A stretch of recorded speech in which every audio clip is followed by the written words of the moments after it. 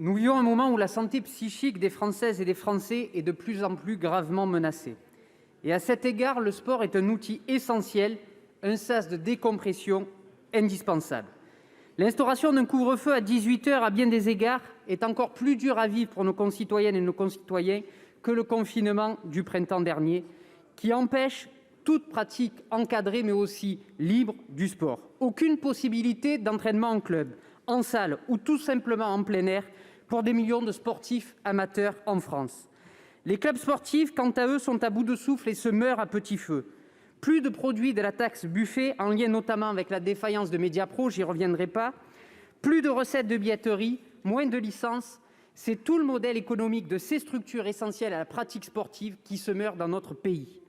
Le football amateur vit ainsi une double peine. Quand le football professionnel n'a connu aucune interruption, aucune modification des protocoles d'entraînement, il est incompréhensible de voir l'interdiction de la compétition pour le football amateur, et notamment en National 2. On ne compte plus d'ailleurs le nombre de clubs amateurs qui déclarent forfait pour la Coupe de France pour les raisons que je viens d'évoquer. Ceci est intolérable et je tiens ici à leur témoigner toute ma solidarité. À plus long terme, c'est tout le secteur sportif amateur qui doit être consolidé et renforcé.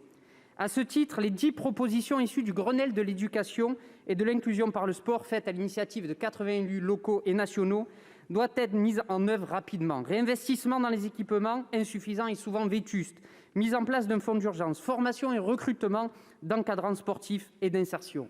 Madame la ministre, ma question est simple. Quelles mesures comptez-vous prendre pour soutenir comme il se doit le sport amateur dans son ensemble et quelles mesures particulières allez-vous prendre concernant le football amateur? Je vous remercie. Pour vous répondre, la parole est à la ministre déléguée chargée des sports. Monsieur le président, mesdames et messieurs les sénateurs, monsieur le sénateur Bacchi, je suis heureuse que vous me posiez cette question. Ça me permet de réaffirmer le caractère essentiel du sport que nous considérons aujourd'hui. Et évidemment, ces enjeux de cohésion sociale, d'émancipation, de santé publique ressortent plus que jamais aujourd'hui alors que sa pratique est contrainte.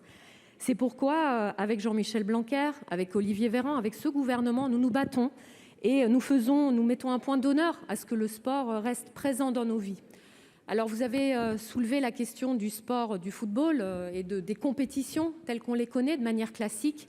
Effectivement, les fédérations, les ligues professionnelles aujourd'hui remettent en question et sont responsabilisées et assument le fait que ça ne pourra pas cette année se passer comme d'habitude. Mais néanmoins, ces objectifs de santé publique et de cohésion sociale restent prégnants. Et il y a aussi un mouvement de solidarité aujourd'hui entre toutes les pratiques qui peuvent aujourd'hui se pratiquer à l'extérieur pour tous les individus en France, qu'on soit adulte ou enfant, qu'on soit à l'école ou dans une association sportive, pour ouvrir leurs portes aux associations qui malheureusement ne peuvent pas proposer ce service à leurs adhérents dans des lieux couverts. C'est vrai que cette année ne sera pas comme les autres. Vous avez soulevé aussi des problèmes financiers. L'État vient en soutien du monde associatif, du monde fédéral. On va débloquer 10 millions d'euros pour venir en aide aux fédérations elles-mêmes qui perdent des licenciés, c'est vrai, aux associations sportives qui bénéficient du fonds de solidarité et de toutes les mesures générales, d'aide générale de ce gouvernement, plus un fonds spécifique de 15 millions d'euros pour les associations qui n'ont pas d'employés à leur compte et qui sont bénévoles. Donc une aide massive de l'État. Et nous préservons au maximum la pratique sportive tant qu'il est possible de le faire.